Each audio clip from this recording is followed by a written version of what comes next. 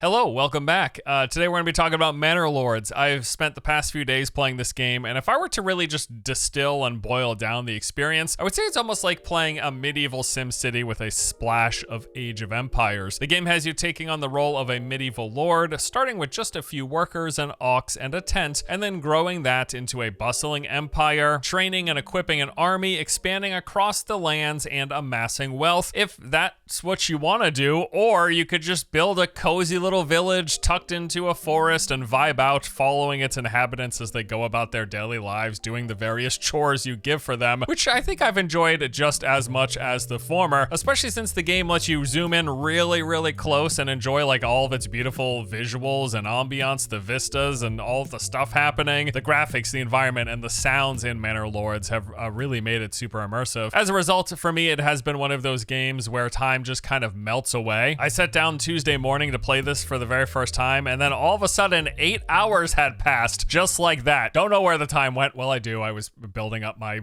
empire in Manor Lords, but yeah, that's a good sign if you ask me. I was definitely and have been definitely thoroughly enjoying the game. But I will say this isn't going to be a full-on review video. I've only played for a few days, although it has been a lot of time. I still feel like there is plenty more of this game for me to see. However, the gameplay and impressions embargo is lifting today, so what I thought I would do is share with you my initial thoughts and impressions of what I have seen thus far, what I think about it, and what the game is all about. So let's dive into that. When you first start out Manor Lords, after selecting your portrait, which is just a little vanity thing that kind of sits in the corner, and creating your coat of arms, which actually had a fair bit more customization than I expected, the thing you do next is decide what kind of experience you want in this game. So there are 3 scenario templates, which basically consist of predetermined selections of various settings. The first one is Rise to Prosperity. This is the most relaxed, removes any combat, and simply asks you to build up and expand a town. There's Restoring the Peace, which appeared to be the default setting. It tasks you with growing a town, yes, but also amassing an army and then claiming nearby territories and engaging in some combat. And then finally, there was On the Edge, which starts you out surrounded by raiders. You must survive their constant attacks, deal with bandits, fend all of this off while also trying to grow your settlement. And then beyond these default templates, you are able to further fine-tune things with the many available options, including what your win condition will be, whether that's growing to the large town status, claiming territories, or eliminating opponents. You can set the aggression level and frequency of raiders, the number of bandits, lots of options for economy and the management portion of the game, like your starting season, supplies, resident temperaments, and a few more options. Now, in my first playthrough, I chose the middle one because it did appear to be the default. It was the one at least started on, which was the Restoring the Peace option. In this setting, we have 2 territories in the north that are claimed by a baron. We are in a territory to the south. There are bandit camps all around us in the unclaimed regions, and the goal is build up my town, equip an army, and then venture out to claim those nearby territories and eventually push the baron out of the north. So that is the stage that's been set. How do you go about doing all this? Well, you start off loading into the map with the following. You've got 5 families, a small stockpile of wood, stone, food, and fuel, and a single ox. And then from there, it's basically time for all of them to get to work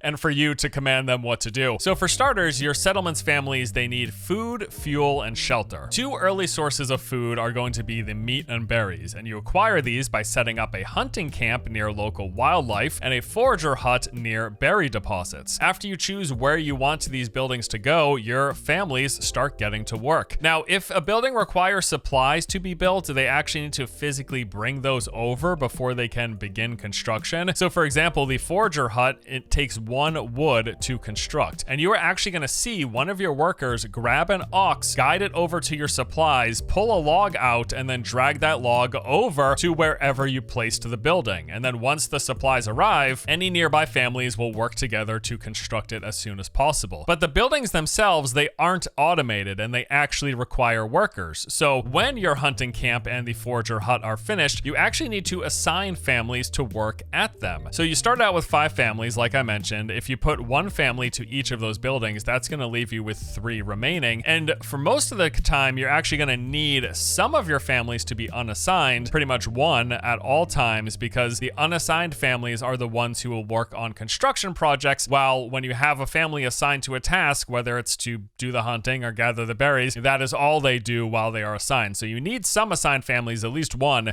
in order to actually build anything else that you're going to be building. So once you have your families working in the hunting camp and in the forge or hut, you're going to start to have a lot of meat and berry supplies coming in, and at this point you'll need a place to store them. So that means it's time to build a storehouse and a granary. You're also going to start to use a lot of timber, and eventually you'll need planks as well in the not too distant future. So it's probably best to start harvesting those too. Any of the nearby wooded locations, you're going to want to set up a logging camp, which is used to fell trees and produce timber, a saw pit to turn some of that timber into planks, and you could even set up a forester's hut. I like to do this early on. This allows workers to plant new trees to replace those that are felled, and it seems like they replace it at a rate that is basically 1 for 1, so you can essentially keep a forest intact while still harvesting trees from it. Although I should note, right when you're starting out with your 5 families, there's just too few families to actually spread amongst all the things you need to be gathered and to be done. So I don't occupy this forester's hut until at least a few seasons in, but I like to build it pretty early regardless. Also, before we get too much further, I just want to mention how cool the family and working structure in this game actually is. So when you assign families to work at a building, they literally spend their time doing that work. You can zoom all the way in, basically from a ground level perspective, and you can watch every single member of a family that are assigned to whatever these tasks are going about doing them in real time. You will see people harvesting berries from the bushes and then bringing it back to the hut, hunting wildlife, and then bringing the corpses back to be processed into meat and hide. You can watch them chopping down trees, and the trees actually fall, and then they take those trees, guide an ox to carry it into storage. And once you have that storehouse and the granary up and you assign families there, you can watch families taking supplies from the other areas where they're being harvested by other families. They will go there, take those supplies, and then carry them back in a wheelbarrow to the individual storage buildings. All of this stuff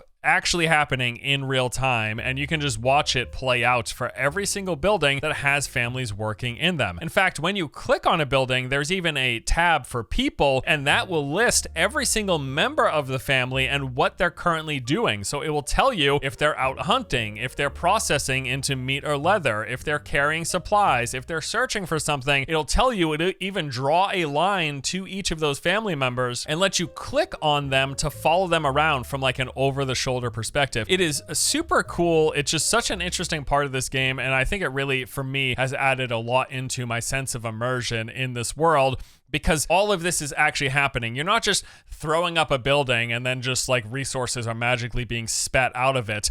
You're constructing a building, assigning a family, and then all of those family members, you're watching them actually do, you can watch them actually do the work. And eventually those families can grow, there'll be more numbers, and there'll be more members doing all of those individual tasks. It's really, really well done for what is otherwise so simple of a gathering system in any of these like town management games. The way they've implemented here, I think, is really, really, just really well done. Also, since yes, all of this stuff is happening in real time, I want to add that the game does have time manipulation for all of the harvesting of resources, the building, and the transportation of supplies. It's all happening, and waiting for that can take some time. So there's some options here. There is a normal base speed, but you can also pause whenever you like if you need a moment to think and you don't want to be like consuming fuel or having food disappear while you're looking at your options. You can pause the game, and you can also fast forward at either 4x or 12x speeds. And in fact, the more I played, I ended up finding that I was more often using the 4 and 12x to speed up the gathering process, the time for construction, or even just to pass the time, because for example, plant the crops and then have to wait an entire season going through the course of a year from spring into fall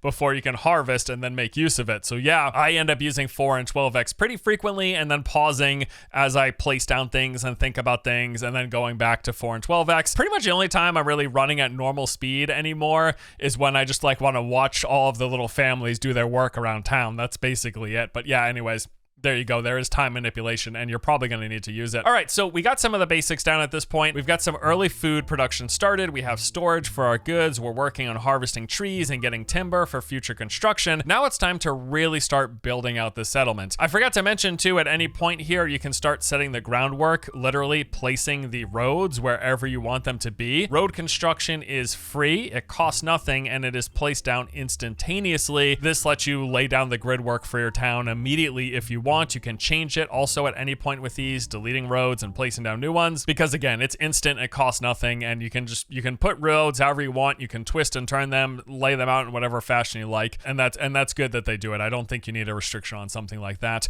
So the next big thing for us to consider is keeping your people happy, growing your settlements, and attracting new families to join, because the more families that join, the more buildings you can staff, and then the more you can continue to grow. So now that we've got food, storage, lumber production, all of that's taken care of, it's now time to start building some homes. So home plots can be placed anywhere along a road and uses this flexible 4-point placing system. Basically, you will select the 4 corners in which you want homes built, and then you can further choose the orientation, the size, and the number of lots. It's also a good idea, I later learned, you want to have room behind each of the homes for future extension upgrades. This is what lets you bring in passive resources like eggs and veggies, and eventually even let you train artisan craftsmen like blacksmiths and woodworkers, which are used to equip your militia. Because yes, this game does actually have a combat system as well, where you go out there and you fight bandits and raiders, and you fight other Manor's armies, other Manor Lords' armies. So early on, you want to place down at least 6 homes, one for each of your 5 starting families, and then a bonus home for the next new family that joins. In fact, usually I like to build a few spare homes to start, somewhere between like 8 and 10 total. That way, once the community is happy and new families start coming in,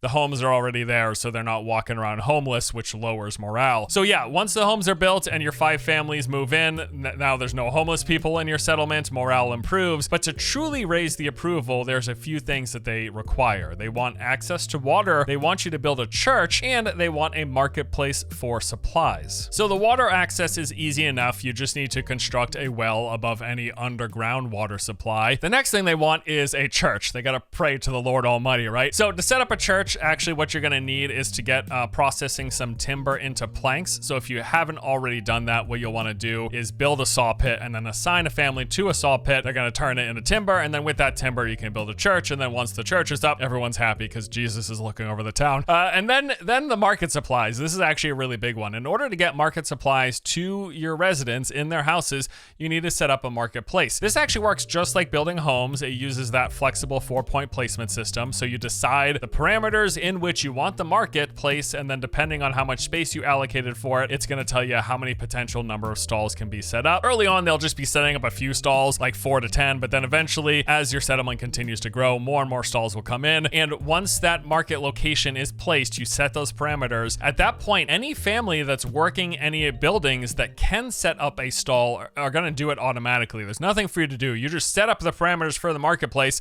and then anyone who is working in a building that could set up a stall is just automatically, that family's going to put a stall in the marketplace. And in this process, they end up selling the variety of fuel that you're harvesting, any of the food that you're gathering, and then clothing to other residents. So any families that are gathering fuel, like wood for fireplaces, they're going to set up a place where they sell that. The people who are harvesting the berries and the people who are harvesting the meat, they're going to set up their own stations. And when you have a general storehouse, the storehouse occupants, the families that are in there, will take all of the variety of items that they bring to the storehouse, and they're going to set up their own stalls in the marketplace. And all this ends up resulting is in a variety of stalls divvied into those 3 categories of fuel, food, and clothing. But having more variety there keeps more residents happy. That's basically what you're looking for. Just to set up the marketplace, it does it yourself as long as you have all the other facilities staffed with family members. All right, so at this point, if you've been following along, we've got homes built, we've got supplies coming in for food and fuel, and then we've got a marketplace as well as a church and the water supply to keep our residents happy. All of this means our approval rating is going up and up and up, and families are going to start pouring in. And as new families come in, beyond building more homes for more families to join and then keeping all of those supplies that we've been working on and setting up supply chains for and getting families working on, keeping all of that fully running and in motion and keeping our supply stocked,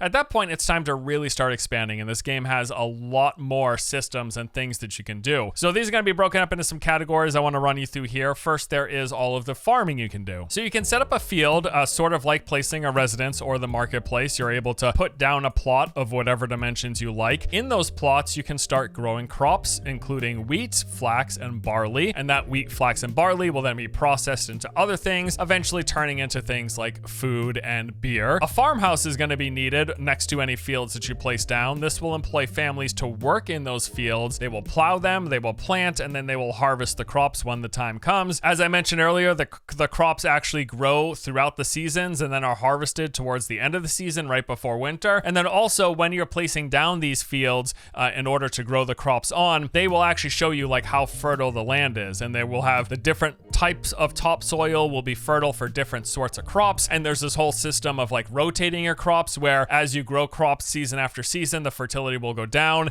and then you'll want to let them rest so that they can raise the fertility of the soil before you start doing them again. So you're going to want crops all around and rotating what ones you're using and what ones you're letting basically replenish themselves. It's a whole separate, like it's its own whole separate system. And again, it works in actual seasons. You can set up pastures where you can store livestock. Livestock you will get from a variety of different sources, including trading. You can set up a sheep farm where if you put workers there, they will collect wool from any grazing sheep that you have in your pasture. You can set up a windmill, which is used to convert any grain harvested from your fields into flour. And then you can set up a communal oven, which will then convert that flour into bread, which is used as a food source to keep your villagers fed. There's mining in the game. When you're playing, you can zoom the map out and it's going to show you these different resource nodes. That's how you found where the wildlife was in the woods next to you. You'll also see things like ore and stones and clay. So you can place down a stone cutter camp, which will gather stone from a nearby deposit. You put workers there, they harvest the stone, and then that can be brought back into your supply chests. And you can set up a mining pit to extract any iron ore or clay from their respective deposits as well. All of this stuff is used for some further building, some of the more complex stuff in the game as you progress later on. And then there is the entire industry portion where we're taking a lot of these raw materials and processing them into something else. You can build a bloomery to convert iron ore into slabs. A smithy will take those iron slabs and turn them into tools, those tools used for certain buildings. Clay furnace will convert clay into tiles. A malt house will take barley and turn it into malt, which can then be turned into beer. A tannery will take your hides that you gather as you're out hunting wildlife. It will turn those hides into leather, which can then be turned into clothing stalls in the marketplace. A weaver's workshop will take wool and turn it into yarn, and take flax and turn it into linen. And then the dyer's workshop will take berries and turn it into dyes. There's a few administration things as well, like setting up a settler's camp. This is like the one you initially started with, and you'll use it as you push out and claim other territories if you're hoping to build other towns, expanding beyond the one that you start in. And then there is your manor, and this is actually your residence as a manor lord. This can eventually grow into a castle. There looks to be a lot of customization with this. And when you set up a manor, it lets you progress further in the game's various progression systems. It also grants you influence, which is used for expanding into the other territories, because you start out in your own territory, but when you zoom the map out, you can see that you're surrounded by other territories that have their own resource deposits, their own mine, their own wildlife, their own berries. Some of them will be claimed by other lords, and then the process is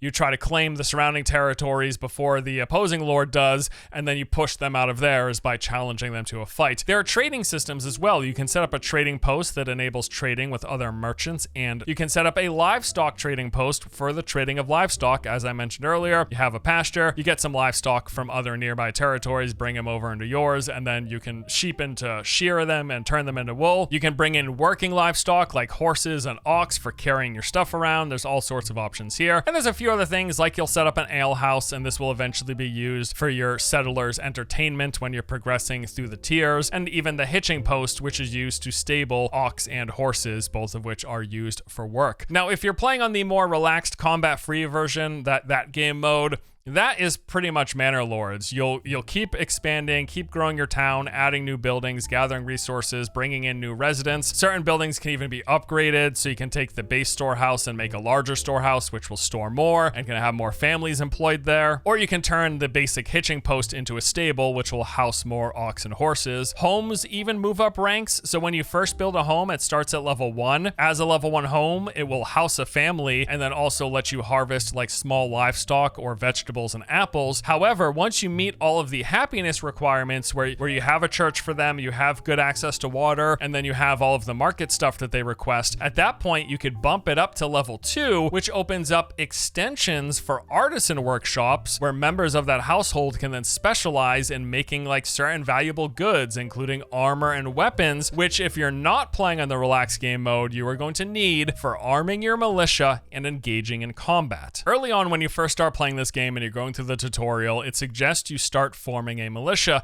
and you pretty much want to do that right away. First, you select whatever combination of the different types of units that you would like to make up your entire militia, and then that will open up slots to be filled. At that point, any of your male villagers from the families in your settlements will then be evenly distributed amongst your militia units. Then, while you're doing everything else in the game, all the other stuff I was just describing, while that's happening, simultaneously, your male villagers will be searching out for equipment, looking for armor and weapons that will be used to fill their roles. So if you've got someone who's in your archer unit, they're going to be looking for bows. Once they have a bow, they bring it back to their house. At that point, they are ready for combat. So as you play, especially on the normal and hard mode, you will eventually start dealing with aggression from some combination of the bandits, the raiders, and then the opposing lord's army. They're going to attack your village, they're going to attempt to claim nearby territories, and you might want to stop them, or they're just going to be bandits taking out camps out in the wilderness that you want to clear. And then whenever it's time for battle, once that arrives, you're able to then rally your unit, calling in all of your militia. You can even hire mercenaries as well. That is an option in this game. And then everyone who is equipped in your militia will come to action, and then at that point, it basically turns into like a light version of Age of Empires. Like you can select individual units, or you can click and drag to select multiple units, issuing attack commands. You can set up various formations. There are stances for different situations. Your troops have morale and fatigue levels that you have to pay attention to. The combat actually has far more depth than I expected for what was otherwise just seeming like a medieval town building simulator. Although frankly, in all of my time, I've only gotten into a handful of battles so far, so I'm not exactly sure how much depth or how crazy it gets here. But again,